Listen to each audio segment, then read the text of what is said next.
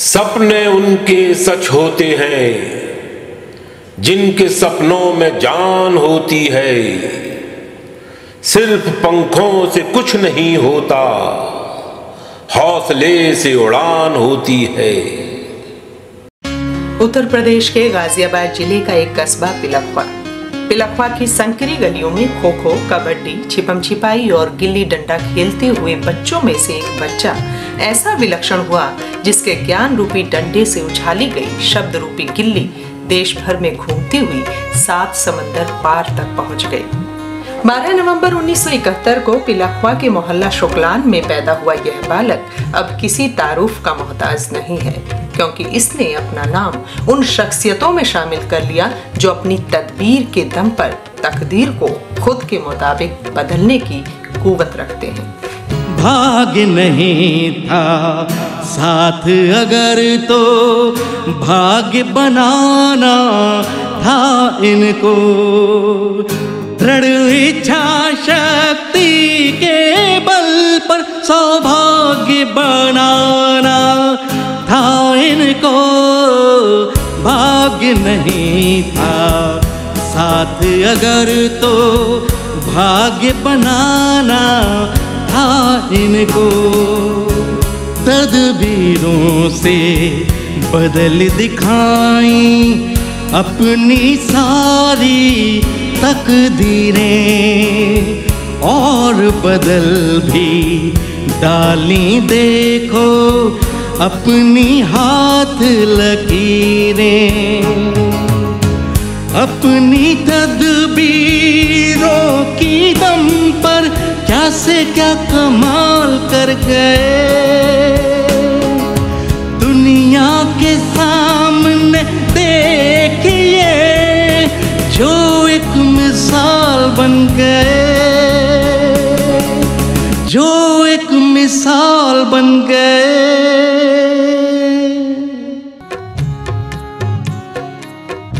जी हाँ, दृश्य एवं श्रव्य के माध्यम से आज हम बात कर रहे हैं अध्यापक, लेखक, कवि, गजलगो, संयोजक, कुशल मंच संचालक और शोहरतों की बुलंदियों को हासिल कर चुके उस बेहद विनम्र इंसान की जिसका नाम है डॉक्टर प्रवीण शुक्ल।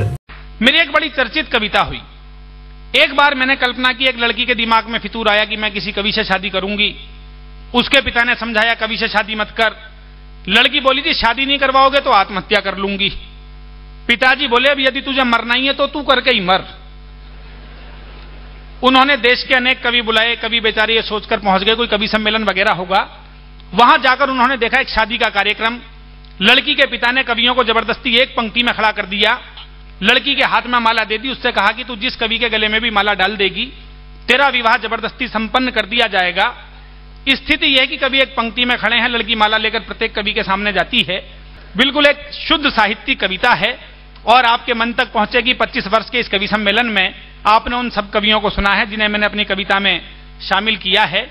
सबसे पहले आदरणीय काका हाथरसी जी, जिनका जन्म शताब्दी समारोह भी हमने मनाया है और ये वर्ष चल रहा है। लड़की उनके सामने माला लेकर आई तो देखिए उन्होंने क्या कहा। यदि आपको लगे मैंने वैसी ही भाषा शैली का प्रयोग किया है तो मैं हर कवि पर और उनके काव्य पाठ पर आपकी तालियां चाहूंगा। सुनिएगा कि तू तो मुझको भा गई भाई तेरी चाल,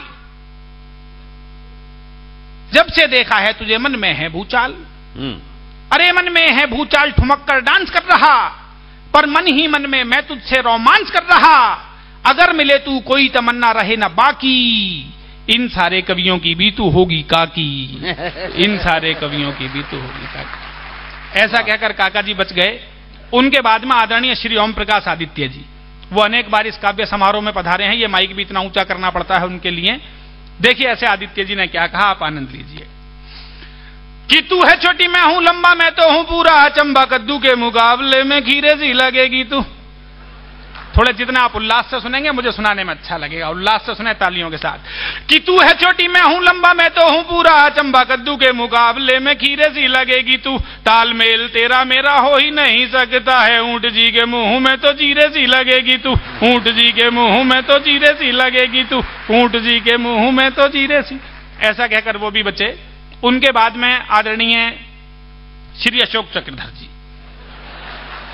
देखिए उन्होंने क्या कहा, उनकी भाषा शैली से आप खूब परिचित हैं कि आइए मेरी तरफ जरा आराम से आइए।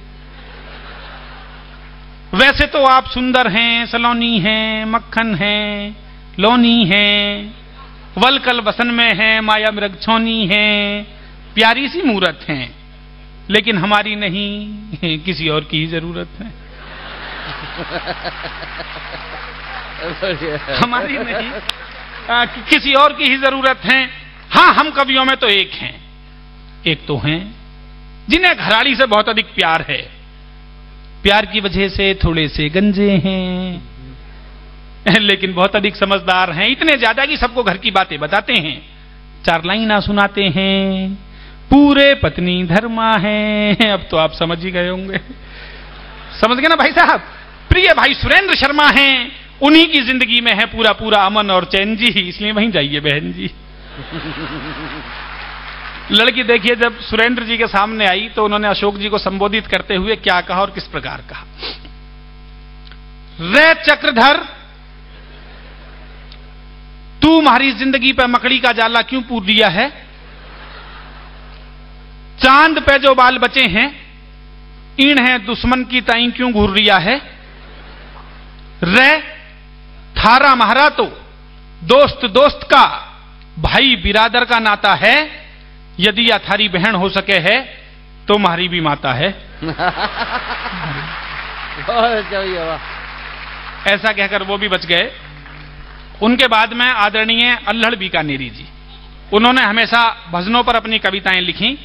तो देखिए मैंने क्या कल्पना की है, आप आनंद लेंगे, आपको आनंद आएगा। उन्होंने क्या कहा कि आया हूं कपड़ों पर मैं सेंट वह लगाए के है, नया नया कोट और पेंट वह सजाए के हो राम, कि दुल्हन जब मुझको देखेगी तो मैं भी मुस्काऊंगा, वो मुझसे शर्माएगी तो मैं उससे शर्माऊंगा, मुझको वो माधुरी लगी तो मैं हुसैन बन जाऊंगा, भजन कीर्तन के बदले फिर ईलू ईलू गाऊंगा, कर दूंगा सत्य वचन को, वारूंगा तन मन धन को। और अगली पंक्ति आपके मन तक पहुंचे तो आशीष दें। कर दूंगा सत्य वचन को, वारूंगा तन मन धन को, लाऊंगा नई दुल्हन को, लंदन घुमाए के है, मम्मी बनाए के हो राम, आया हूं कपड़ों पर मैं सेंटवा। ऐसा कहकर वो भी बचे। उनके बाद हमारे बड़े प्यारे गीतकार आदरणीय श्री किशन सरोज जी वो काव्य पाठ करेंगे आपके बीच। देखिए उन्होंने लड़की से क्या कहा।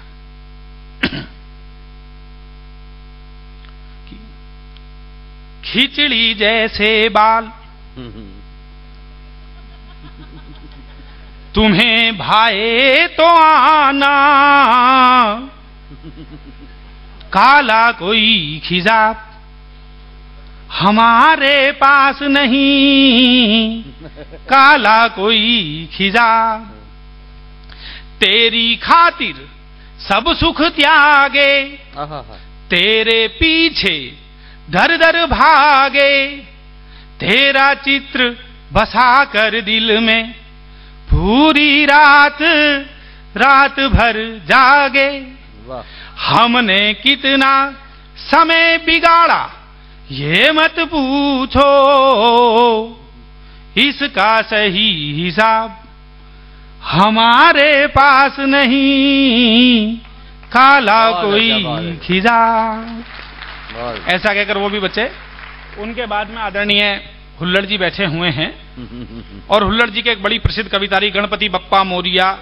उसमें उन्होंने अपने पिछले वाले कवियों से कहा कि गणपति बप्पा मोरिया, गणपति बप्पा मोरिया, हार नहीं डाला लड़की ने तो अब तक क्यों रो रिया, गणपति बप्पा मोरिया, गणपति बप्पा मोरिया, जिनके मुंह है टेढ़े मेढ़े वे लाइन में खड़े हुए, जिन्हें मंच पे होना चाहिए खामो खामे अड़े हुए।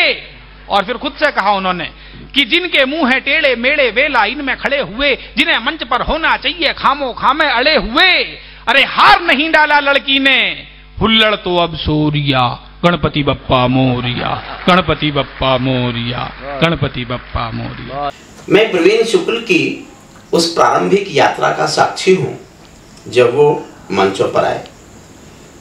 उनका प्रारंभिक मंचों पर आना ही एक हिंदी कवि सम्मेलन में नया ताजगी का झोंका महसूस होता था, और हम सब जो उम्र में प्रवीण से बड़े थे ये महसूस करते थे कि ये नया कवि हमारे कवि सम्मेलन का भविष्य बनेगा। ये नया कवि हमारे कवि सम्मेलन को एक सौंधी सुगंध देगा, हमारे कवि सम्मेलन में एक नया ताजगी का झोंका बनकर आएगा। और ये सिद्ध भी किया। हमारा प्रवीण अकेला शायद हिंदुस्तान का ऐसा कवि है मंच का जिसने हर विधा में कविता लिखी। मैं उसकी इन क्षमताओं से बहुत प्रभावित हूँ, और मैं समय समय पर प्रवीण को बहुत दुआएं, अपनी शुभकामनाएं देता रहा हूँ, ये सोचकर कि उस कवि में वो सब क्षमताएं हैं जो हर विधा के अलग अलग कवि में होती हैं। प्रवीण शुक्ला मेरा प्रिय कवि है। व्यक्तित्व, कृतित्व दोनों में समान रूप से प्रभाव छोड़ता है वो, और ये सबसे बड़ी बात होती है। आदमी कभी बड़ा हो जाता है लेकिन आदमी छोटा हो जाता है। वो कवि भी अच्छा है और व्यक्ति भी अच्छा है। मुझे उसका व्यक्तित्व ज़्यादा प्रभावित करता है, क्योंकि अधिकांश कवि मंच की कविता तो लिखते हैं, लेकिन साहित्यिक कविताएं जो उनके मन की कविताएं हैं वो नहीं लिख पाते। प्रवीण शुक्ला मन की भी लिखता है और मंच की भी लिखता है, और दोनों में समान रूप से सफल है। टाइम मैनेजमेंट यानी समय प्रबंधन के मामले में भी प्रवीण शुक्ल पूर्णतः दक्ष हैं। जीवन संगिनी संजना द्वारा संचालित देव पब्लिक स्कूल की देखरेख, दिल्ली के प्रतिष्ठित स्कूल में अर्थशास्त्र के प्रवक्ता, राजधानी और देश भर में यत्र तत्र होने वाले कवि सम्मेलन के अलावा प्रदेश में आयोजित लगभग सभी कवि सम्मेलनों में आमंत्रित यह संवेदनशील कवि अपने परिवार में पुत्र, पिता, पति और भाई के कर्तव्यों को बखूबी निभाता है। जब वे सबके साथ होते हैं तो परिवार का वातावरण उत्सवमय हो जाता है। प्रवीण एक ऐसा बेटा है, मैं कुछ बोलती हूँ तो मुझसे बोलता है, माताजी बोलो बोलो, अधिकार के साथ बोलो, क्या कहना चाहती हो। अपने बहन भाइयों को लेके, सारे परिवार को लेके प्रवीण साथ चला और मेरी गृहस्थी को पार किया। उसमें कोई कमी माता पिता के प्रति नहीं है। और मैं क्या कहूँ, प्रवीण ऐसा बेटा है जैसा सुपुत्र होना चाहिए। प्रतिभाशाली रहा। बचपन में इसमें कविता के अंकुर थे, वह धीरे धीरे विकसित होते गए।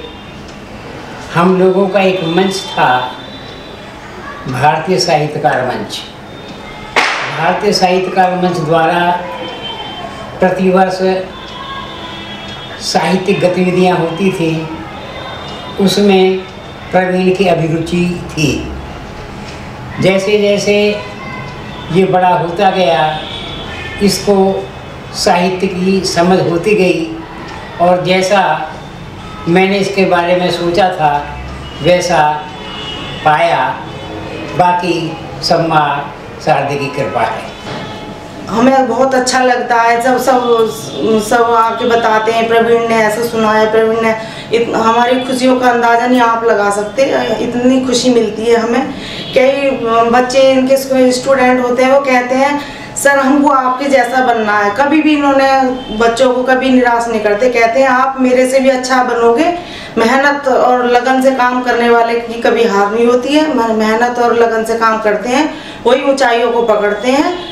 और मैंने देखा भारत के आदमी की एक खासियत है, हाँ प्रवीण, चाहे वो अरबपति हो जाए, खरबपति हो जाए, टाटा जी, बिरला जी हो जाए, टारगेट एक ही रहता है, कम पैसे में ज्यादा आउटपुट कैसे निकल सकते हैं।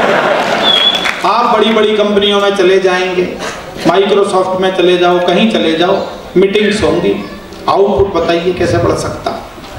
वो एक चला गया फोटोग्राफर की दुकान पर, बोले भैया पासपोर्ट साइज का ऐसा फोटो खींच दे जिसमें सिर भी आ जाए, जूते भी आ जाए, कम खर्चे में ज्यादा आउटपुट। फोटोग्राफर IIITM का भूतपूर्व कर्मचारी रहा हो। उसने प्रश्न गौर से सुना, एक बार और बता क्या कह रहा। बताया ना साहब, पासपोर्ट साइज का ऐसा फोटो खींच दो जिसमें सिर भी आ जाए, जूते भी आ जाए। बोला ऐसा कर, जूते उतार कर सिर पर रख ले। तालियां बजा दीजिए।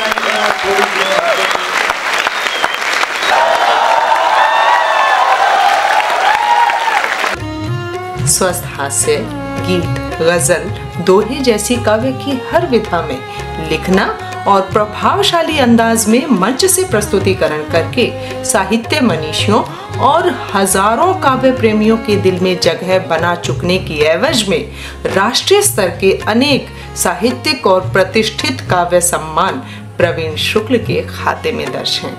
काका हाथरसी पुरस्कार, काव्य गौरव सम्मान, ओम प्रकाश आदित्य सम्मान, अट्टहास युवा रचनाकार सम्मान, मध्य प्रदेश के शहर मैहर में प्राप्त कीर्तिमान सम्मान और काव्य प्रेमियों में बेहद लोकप्रिय संस्था इंद्रप्रस्थ द्वारा प्रदत्त इंद्रप्रस्थ काव्य रत्न सम्मान सहित 1.5 दर्जन से अधिक पुरस्कार और सम्मान उल्लेखनीय हैं। प्रवीण शुक्ल के लिए मैं ये कह सकता हूँ कि वे कविता के प्रावीण्य के शुक्ल पक्ष हैं और जो बात उनकी शख्सियत में, उनके व्यक्तित्व में मुझे आकर्षित करती है वो ये है कि लगातार कुछ ना कुछ नया सीखने की एक अटूट लगन है उनके भीतर।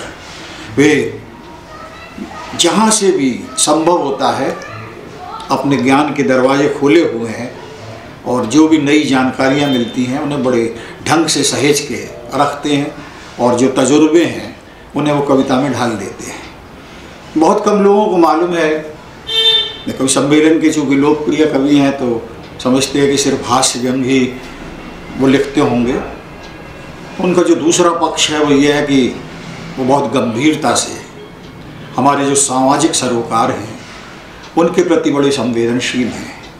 चाहे महात्मा गांधी के दर्शन पर वो गांधीगिरी लिखते हैं तो कहीं वो खंड काव्य के महाकाव्य के तमाम काव्य तत्वों से लैस भीष्म पितामह पर अद्भुत रचना सुनाते हैं।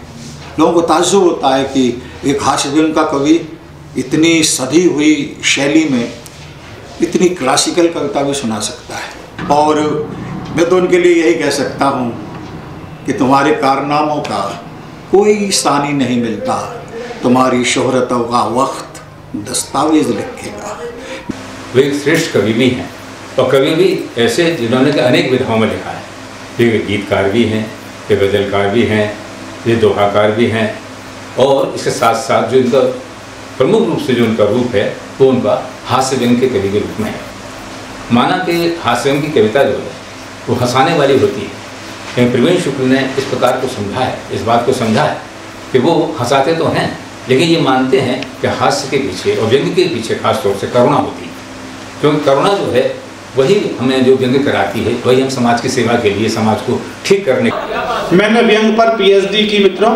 मेरे गुरु ने कहा कि मैंने पिछले 50 वर्ष में हिंदुस्तान के बहुत बड़े गीतकार हैं डॉक्टर कुंवर बेचैन, यदि यहाँ गाजियाबाद का कोई बच्चा होगा तो उसके उनके नाम से वाकिफ होगा। सुनिएगा क्या काफी आया है। शुगर के जितने मरीज मीठा छोड़ चुके उनको जरूरी इंसुलिन लगती है। लाखों अखियों में काले काले मेघ गिरते हैं जब भी जरा सी गमगीन लगती हो तो, जब भी जरा सी गमगीन लगती हो। और अगली पंक्ति आप नहीं समझेंगे तो कोई नहीं समझेगा, आनंद लीजिएगा। जब भी जरा सी गमगीन लगती हो तुम प्रॉपर्टी डीलर हड़पने को आतुर हैं। Real estate agent property dealer हड़पने को आतुर है, लफड़े की उनको जमीन अगली पंक्ति में किसी का नाम नहीं है, आप अपने आप समझ जाएंगे, समझ जाए तो आनंद लें कि प्रॉपर्टी डीलर हड़पने को आतुर हैं, लफड़े की उनको जमीन लगती हो तुम। खाट जिनकी खड़ी हुई है कई बरसों से, ऐसे खूसटों को भी हंसी लगी है। प्रवीण कवि कैसे हैं ये समालोचकों का विषय है, लेकिन प्रवीण मित्र कैसा है ये शायद मेरे अलावा दूसरा कोई नहीं बता पाएगा। पिछले 25 सालों का सफ़र है प्रवीण शुक्ल के साथ मेरा, और मैंने उसके सारे रूपों को देखा है। वो एक अच्छा पिता है, वो एक अच्छा भाई है, वो एक अच्छा पुत्र है। विभिन्न जितने आयाम जिंदगी के हो सकते हैं वो सब उसने जीने की कोशिश की है। लेकिन प्रवीण हास्य कवि ऐसा दुनिया जानती है, लेकिन वो अंदर से बहुत कोमल व्यक्ति है, ये बहुत कम लोग जानते हैं। उसने हास्य रस लिखा है, लेकिन उसने वीर रस भी लिखा है। भीष्म पितामह जैसी एक ऐसी कविता लिखी है जिसे कई बार मैं सोचता हूँ कि काश ये कविता मैंने लिखी होती। आज भी मंच पर जब हम बैठे होते हैं, मैं नहीं होता हूँ तो लोग प्रवीण पीछे बैठे थे, सुनना विनीत, कभी मैं बैठा हूँ तो कहते सुनना प्रवीण। यानी हम दोनों के नामों तक में कन्फ्यूजन लोगों को होने लगा। हम लोग दो शरीर जरूर हैं, लेकिन आत्मा हम लोगों की एक है। मुझे नहीं पता ये कौन से जन्मों के प्रारब्ध का परिणाम है, लेकिन इस मंच ने यदि मुझे यश, प्रतिष्ठा, पैसा और सब कुछ दिया है, तो उन सबसे अतिरिक्त यदि मुझे सबसे कुछ विशेष दिया है तो वो दिया है प्रवीण शुक्ल नाम का एक व्यक्तित्व दिया है। प्रवीण और उसकी कविता को काफ़ी नज़दीक से देखा है। मुझे याद है 1984 में जब प्रवीण शुक्ल अपने परिवार सहित पड़ोस में रहने के लिए आए, तो साहित्य के प्रति उनका रुझान और घायल जी द्वारा स्वरगंगा कवि सम्मेलन कराने की शुरुआत हम दोनों को कविताओं से जोड़ने में बहुत सहायक सिद्ध हुई। मुझे याद है 1984 से लेकर लगभग 1987 तक मैं और प्रवीण कवि सम्मेलनों में सिर्फ सुनने के लिए जाते थे। प्रवीण और मैं एक श्रोता के रूप में हमने लगभग सैकड़ों कवि सम्मेलन साथ साथ सुने, जिनमें जो है इंडियन ऑयल का कवि सम्मेलन, डी श्री राम कवि सम्मेलन और लाल किले के कवि सम्मेलन में हमने श्रोता के तौर पर प्रवीण ने भी भाग लिया और हमने सुना उनको। उसके बाद प्रवीण ने अपने अध्ययन, मनन, चिंतन और इतना श्रवण करने के बाद उसके बाद उन्होंने मंचों पर कविता पढ़नी शुरू करी, जो कि 1990 से उन्होंने अपनी एक मंचों पर विशेष पहचान बनाई। गाजियाबाद कवि सम्मेलन से मुझे आज भी ध्यान है कि उन्होंने अपनी सिचुएशन वाली कविता सुनाकर लोगों को भाव विभोर कर दिया था, और वहीं से यह कविता की धारा आज भी मंचों पर बह रही है। America, Canada, Singapore, Bangkok, Muscat, Dubai, संयुक्त राष्ट्र अमीरात, भूटान, इंग्लैंड के सभी प्रमुख शहरों में रहने वाले अप्रवासी भारतीयों के हृदय में प्रवीण शुक्ल की एक खास जगह बन चुकी है। हालांकि वे इन देशों में कई बार काव्य पाठ कर चुके हैं, फिर भी कविता से प्रेम करने वाले वहां के हजारों श्रोता चाहते हैं कि प्रवीण शुक्ल उनके बीच जाकर बार बार उनका मनोरंजन करते रहें। जैसे ही आया समुद्री भूकंप, पूरी की पूरी दुनिया में मच गया हड़कंप। भूकंप के बाद कुछ लोग सिर पकड़कर रोने लगे, तो कुछ मतलबी लोग मन ही मन खुश भी होने लगे। भूकंप में एक जेल की इमारत गिरी तो कैदियों की भी किस्मत फिरी। एक कैदी का तो मुकद्दर ही जाग गया, आजीवन कारावास की सजा हुई थी और पहले दिन ही भाग गया। आजीवन कारावास की सजा हुई थी और जेल की दीवार गिरने की वजह से पहले दिन ही भाग गया। एक व्यापारी को दूसरे व्यापारी की खबर मिली तो फपक फपक कर रोया, बोला मुझे रात पता चला था। उसके बाद 1 मिनट भी नहीं सोया, हमदर्दी दिखाने मरने वाले के घर गया। और अगली पंक्ति नामबियार साहब को समर्पित करता हूं, और आपको लगे कि 58 वर्षों में संवेदनाएं यहां तक पहुंच गईं, तो अगली पंक्ति पर पूरे सदन की एक साथ चेतना, समर्थन, प्यार, आशीर्वाद चाहता हूं। हमदर्दी दिखाने मरने वाले के घर गया, फिर वापिस आकर पत्नी के कान में फुसफुसाया, उसके 5 करोड़ रुपए देने थे, अच्छा हुआ साला मर गया। प्रवीण शुक्ल की ख्याति हास्य व्यंग्य कवि के रूप में है, सो उन्होंने चुटीली चिकोटियां, हंसते हंसाते रहो, हर हाल में खुश हैं, हास्य फुहार, मीठी मिर्चियां, सफर बादलों का, कहां वे कहां ये जैसी हास्य व्यंग्य की पुस्तकों का लेखन और संपादन किया। उनका गीत संग्रह तुम्हारी आंख के आंसू पाठकों के बीच बेहद लोकप्रिय है।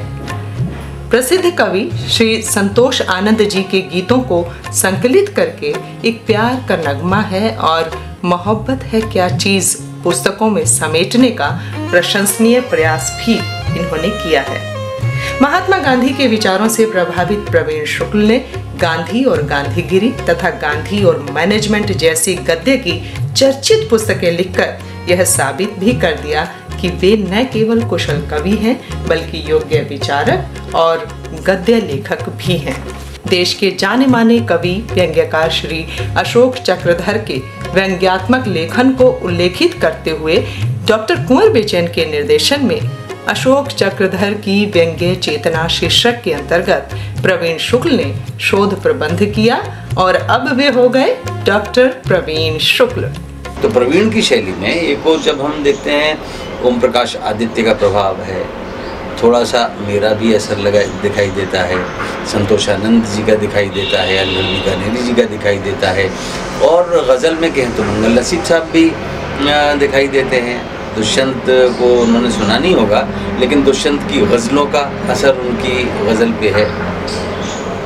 कहने का तात्पर्य यह है कि कवि जब बनता है तो उसका बनना एक फूल की तरह खिलने की प्रक्रिया जैसा होता है। फिर हम देखते हैं कि इस फूल में कितना मकरंद है, कितना पराग है, कितना कंटेंट है, कितनी खूबसूरती है, पत्ती पत्ती में कितना तालमेल है, बराबर की है कि नहीं, कहीं अनगढ़ तो नहीं है।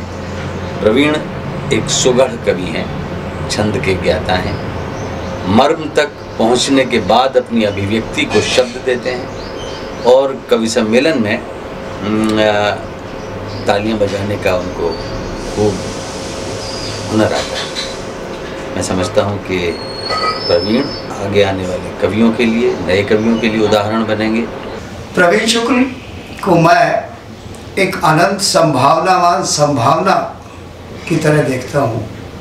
मुझे लगता है कि इस युवा कवि में बहुत सारी संभावनाएं हैं और हिंदी काव्य, हिंदी गद्य जगत, हिंदी साहित्य उससे मन चाहिए संभावनाएं बांध सकता है। बहुत कम समय में उन्होंने बहुत ही उपलब्धियां प्राप्त की हैं। कितने ही सारे पुरस्कार, कितने ही सारे सम्मान इतनी कम उम्र में, इतनी कम आयु में प्राप्त करना, और अपने बहुत ही सहज और सौम्य व्यक्तित्व से लोगों के मन को इतनी जल्दी मोह लेना इतनी कम आयु में, मैं समझता हूँ कि ये उसके अद्भुत और असाधारण कवि होने का एक सबूत है। और मैं तो हमेशा कहता आया हूँ कि प्रवीण मेरी जागती आँखों का सपना है। मेरी आँखें सपना देखती हैं और प्रवीण उन्हें पूरा करता है।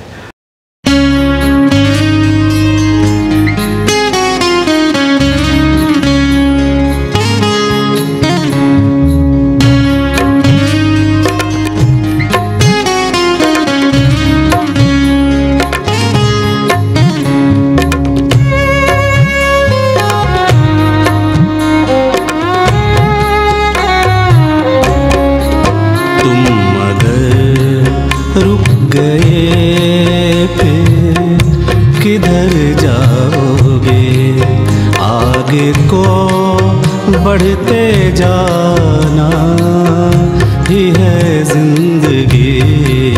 तुम अगर रुक गए फिर किधर जाओगे, आगे को बढ़ते जाना ही है जिंदगी। राह से हट गए फिर किधर जाओगे, राह से हट गए फिर किधर जाओगे। भटकों को पथ दिखाना ही है जिंदगी। तुम अगर रुक गए फिर किधर जाओगे, आगे को बढ़ते जाना ही है जिंदगी।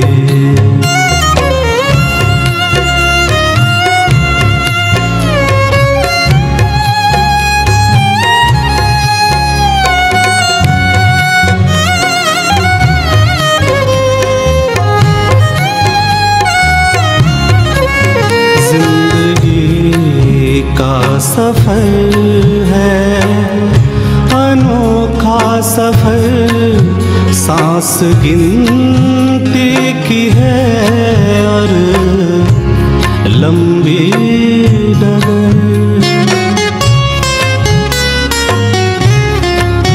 जिंदगी का सफर है अनोखा था सफर सांस गिनती की है, और लंबी डगर इस डगर पे निरंतर ही चलते रहो, और पाँवों से कांटे कुचलते रहो। शूल से डर गए तो न हंस पाओगे, हास्य रस का तराना ही है जिंदगी। तुम अगर रुक गए फिर किधर जाओगे, आगे को बढ़ते जाना ही है जिंदगी, आगे को बढ़ते जाना ही है जिंदगी। बेशक कई ऊंचाइयों को पार कर गए, वजूद पर जमीन थी जमीन ही रही, उड़ान हौसले की इनके पास थी प्रदीप, समंदरों के पार तक जमीन मिल गई।